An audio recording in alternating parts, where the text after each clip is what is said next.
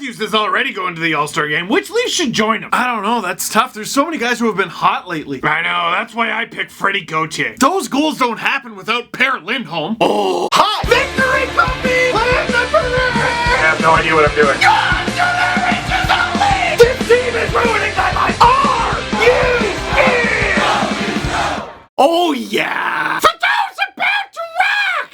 Leafs win! 4-2 over the Columbus Blue Jackets. Oh, is he coming into this one? They got Garrett Sparks in net. Garrett, I want you to play well every night. But Garrett, this is Columbus. And you gotta play a good game in Columbus. You can't be allowing goals. I got 2 dogs at home, Garrett! Chris Johnson pointing out during the broadcast that Freddie Anderson, since he's become a Leaf, there have been 37 back-to-backs, and he has played the front half of all of them. So this is weird, but is it? You're giving Freddie the extra long rest because of the break, letting Freddie play the Hockey Night in Canada game. And let's not beat around the bush here. The game against the Islanders tomorrow means something. Don't get me wrong, this game meant something too. The Leafs playing against the Blue Jackets. The Blue Jackets were leading the division. This is a real test. But we're not even at game 40 yet. Look at the standings. The Leafs are in a nice little position. You know they've had this circled on their calendar for a while. You want your best. So for Sparks, hey, here's an opportunity. Grab it. Back-to-back game. Because he played in that carnival against Detroit. All right, let's see how this goes. Less than 2 minutes into the game, Josh Anderson takes a tripping penalty. Bad. Willie with the draw. And coming into this game, the talk was,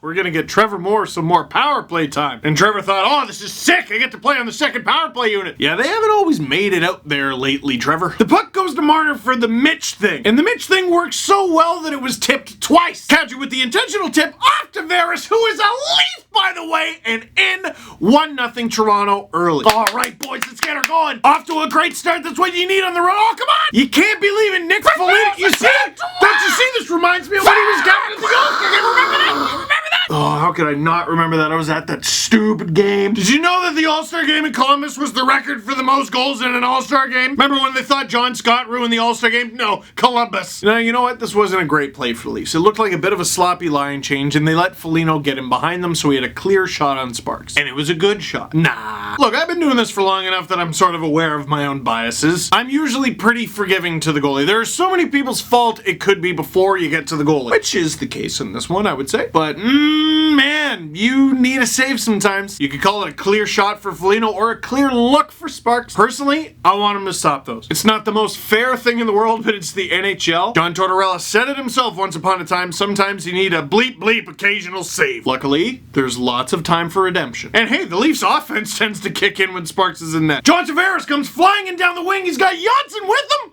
Oh, Jonathan! Was that some leftover Metro Division anger that I'm not aware of? He shot him right in the trade value. Let's watch the replay, see if there's any deflection. No. Andreas Jansson's wide open. Nope. John shot that with hate. I want to know what that's about. That's scary. But I think I like it. Marner, by the way, picking up his 40th assist of the season on that rage blackout. Now, can I bring something to the table? I catch myself doing this from time to time. I'm sure you have too. Here's how it goes. Mitch Marner does something crazy, probably picks up a point or two, and you go, wow! And then you go, ooh, that contract. Stop that! I'm trying to have fun, actually! It's like you order a lasagna, and then when it arrives and it's steaming, oh, it's beautiful, someone goes, you gonna eat the whole thing? I wasn't gonna, but yeah, I am, despite you. I didn't order the lasagna because I'm trading for the Olympics. I ordered it because it's delicious. Some of this might be based on a little truth. But the point I'm trying to make is don't bother people while they're having fun. Mitch Marner is unending, relentless, practically vibrating fun in a blue jersey. Don't ruin it by talking about money. So here's my idea. If you're so hell-bent on talking about money when it comes to Mitch Marner,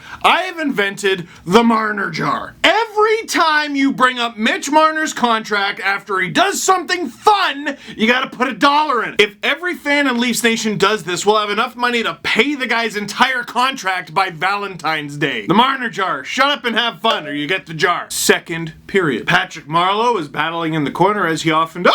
Pierre-Luc Dubois runs Patrick Marleau and his head smacks against the glass. In the game where Marleau takes sole possession of 10th all-time in games played. Who's gonna come to his defense? Oh, this is perfect. Here comes Austin Matthews. Well, okay, no, he's actually just kind of in a heap on the ground. That's okay, I didn't want you fighting anyway. Oh, Kapanen in! Oh, that's much better! You got him! And you know what? There's been a lot of talk this week. People sort of talking out of both sides of their mouth. There needs to be more fighting. And those same people say, why after every hit does there have to be a fight? Well, which do you want? Also, it is silly sometimes when there's a fight after a clean hit. This hit?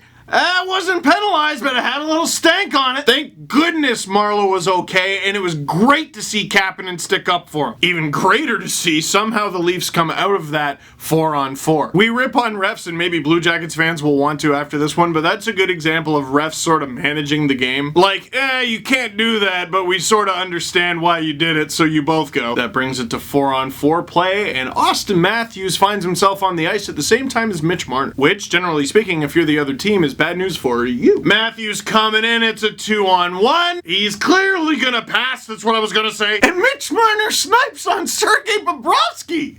Isn't that great? Anyone got anything to say? The Leafs just scored, it's awful quiet.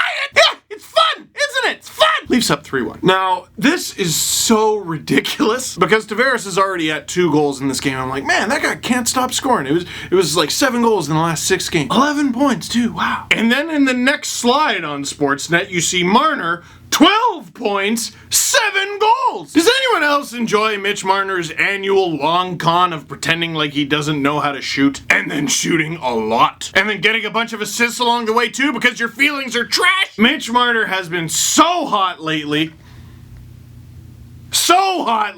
Leafs up 3-1 after 2. Now, for most of the second period and for the beginning of the third period, the player I noticed the most, Garrett Sparks? And listen, he's doing it in his own Garrett Sparksy way, which is odd. Ref getting mad at him for shoving the net off like he did it on purpose. No, ref, he just does things differently. He sprawls around, he gets a little squirrely, but I gotta say, he was less squirrely than usual, and he was stopping the puck, most importantly. One thing I noticed he was doing really well is not only making the save, but directing the rebound away from trouble. Couple times recently, he's gotten himself into trouble where he's made the save, but just here you go. And man, he's stopping shorthanded breakaways, odd man rushes, great chances, flurries. I thought the Leafs were a far better team than Columbus in this one. They were getting way better chances, but Sparks really held it together. Dying minutes now, it'd be nice if you got a little bit extra insurance. Per Lindholm with the puck, he's chugging up the wing, and he's in a foot race with Marcus Nutivaara, which, believe it or not, is what people in Finland call Nutella, I've read in my mind. And he falls to one knee, but he's still got it. And he's stick handling from his knees. Stands up, backhand pass, and crashing into the net. Freddie the Goat giving him the horns with his second goal in 2 games, and the Leafs are up 4-1. Listen, we appreciate Trevor Moore in this house, and he got an assist on this one, but that was all pair. Ironically, Gauthier now has a pair. But Per Lindholm, are you kidding me with those moves? That's the Leafs' 4th line center? Okay. You know what? That line was clicking because Ennis was really looking good. He goes down, Moore jumps into the lineup, and they don't look any different. Man, Frederic Gauthier setting career highs across the board. Games played 29, tying his career high in goals with 2,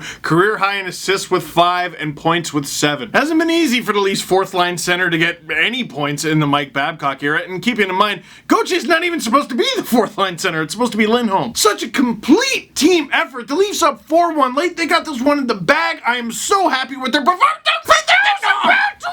Great. So now we gotta listen to that one more time. Gotta listen to that one more time before we can finish. I'm gonna make a dummy jar! Artemi Panarin, who doesn't have a contract past this year, there's no jar for him, makes it 4-2. Ah, nuts. I'm more disappointed that the team wasn't a little bit more structured at the end for Garrett. He deserved to only have 1 goal against on him after this game. He was excellent. But 27 saves on 29 shots ain't that bad. Garrett Sparks, 2nd star of the game according to Sportsnet. John Tavares with 2 goals could only get 3rd star. And Mitch Marner, 1 goal, 2 assists. Blue Jackets fans, if I were you, I've been paying attention to other teams recently. What's up? Tortorella's been mad a lot. And I usually hate when the Leafs play the Blue Jackets, win or lose. Like that hit from Dubois and Marlowe, I don't know, maybe that was more of an accident. But you're usually so much more tenacious, so much, just full of fire. Where'd that go? I assume this is a one-off because the Blue Jackets are always a pain in the ass to play against, and they've been so hot lately and they're doing so well. So that's less of a if I were you and more of a can you tell me? Questions? No. Oh, okay. Well, that is it for this one. Thank you very much for what? Oh, there's more. What does LFR stand for? No. Leafs fan reaction. You should know that by now. I'm gonna make a jar for you too. How do you deal with a good doggy on your arm and leg? You deal with it by doing nothing. Oh, that's sweet. So as not to disturb the dog? No. Because your dog understands that at the moment, all you need is rest and love. Trust Dr. Dog. Holy crap, what is going on in Dallas? Okay, I've said a variation of this before, but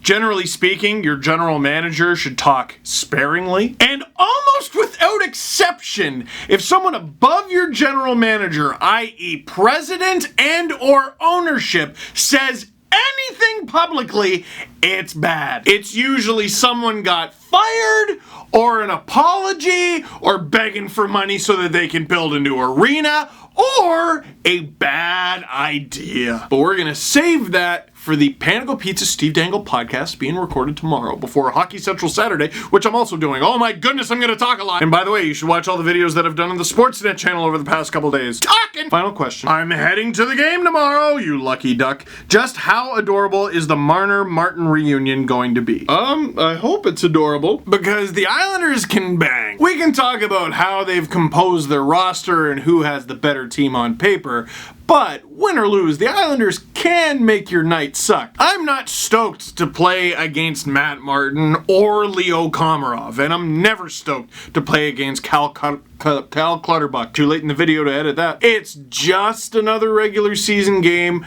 but these guys want this. The Leafs are gonna want to win it for John, and the Islanders are gonna want to prove him wrong. John Tortorella was talking about, in the game today, there's just not enough hate. I have a feeling we're gonna see a little bit in this one. So that is it for this one. Thank you very much for watching. Click like if you like this video. Click subscribe if you really liked it.